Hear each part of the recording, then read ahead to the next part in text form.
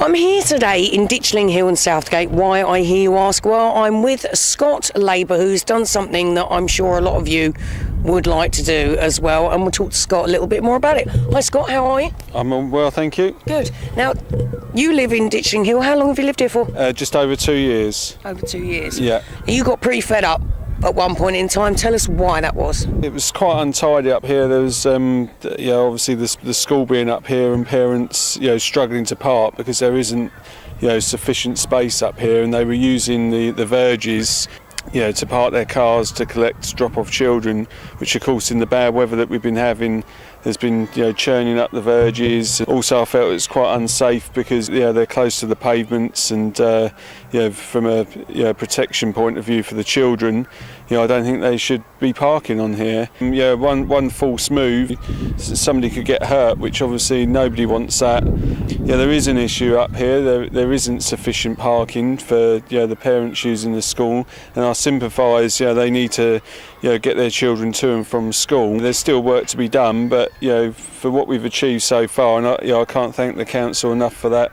It's taken time, but they listened to what I had to say and they've acted upon it, and together as a team it's a good start, and I hope it's going to continue. We can work together and improve things further for everybody involved, not just the residents in Ditchling Hill, and then hopefully everybody will benefit from it. I sympathise with the parents because yes, they need to get their kids to school, and like I said, the school are working to improve things as well.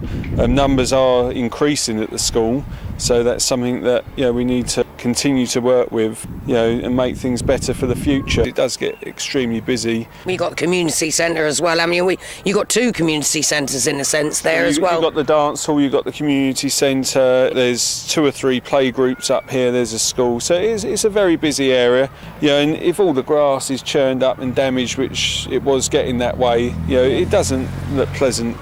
Yeah. And of course, look at it now. Looks really lovely, doesn't it? It's nice. Yeah. I'm very impressed with it, and like I said, it's nice to see that. We're sort of come out the other side of it now, where we was not trying to prove a point, but just highlight that there was an issue up here. Mm-hmm. It needed addressing. How could we address it? And like I said, we worked as a team. We come to the conclusion that the fencing would be the best option for everybody involved. Sure. Not necessarily the cheapest option, but it does the job. Yeah. Now some people might turn around and go, well, it's only a few minutes a day, but we've all seen school entrances on a school day. It's chaos, isn't it? I mean, it is actually non-organised chaos as well. It would be nice if maybe the schools got together with the nearest closest residents and maybe had some sort of drop-off system. Do you think that might work better? Yeah, then it does need to change up here because it is a dead-end road, and you've got, it's almost one way in, especially when it's busy here. If cars are parked on one side of the road, it's hard to get in and out of the road. Should somebody's house be on fire, an ambulance be required? Yeah. My question, if a child was to get knocked over, would the ambulance get here? No, They wouldn't. So, from that point of view, it would be nice if maybe we could come up with something that would make it better for everybody, safer and easier.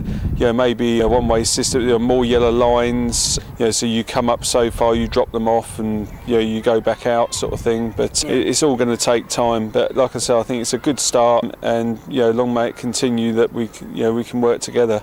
Well done for achieving all this. I have to say, they look really lovely. The grass looks absolutely amazing, and it does make the place look so much tidier, doesn't it? Absolutely. If there was anybody watching this that thought, you know what, I love that Scott, look what he's managed to do, I really want that for outside my house because I'm fed up with it as well. What would be your advice to anybody that really, really wants to get something done just like you did? Well, I can't thank the council, especially Liam Marshall Ashcoff, because he knocked at my door and he was sort of canvassing for elections, things like that. I put a few things to him and he listened to what I had to say, took on board what I had to say, and he got back to me on it, pointed me in the right direction, and we've just kept up like a communication with one another, sort of help each other, maybe, if that's how you want to put it, to make things happen. I think they already knew that there was an issue. It's nationwide outside schools in a residential area that parking is an issue. He listened, he helped, he got other people involved. Marie Overden, she's been wonderful as well. She come out and she actually physically witnessed people parking, and she could see that it was an issue. Like I said, together we've worked as a team. So yeah, if you've got a problem, you know, and you're complaining about it, I'd say don't give up, just keep pushing on. Like I said, they are listening, but there's a process that has to be followed. Yeah. And you might think it's just a couple of forms or, you know, a few telephone conversations, but it's not always that way. I felt I could make a difference up here. I agreed to help maintain the grass up here. Yeah. Which I'm doing. Excellent. So well, that should be a leaf out of all councillors' books then. You want to do anything with your constituents, you have to listen. Yeah. You have to listen first and then take action. We'd like to thank you, Scott. Thank you very much. Love the work that you've done. What a great little community story this is, because it just goes to show somebody hasn't just stood up and moaned every day. You actually did something about it, and congratulations. Thank you very much. It really looks lovely.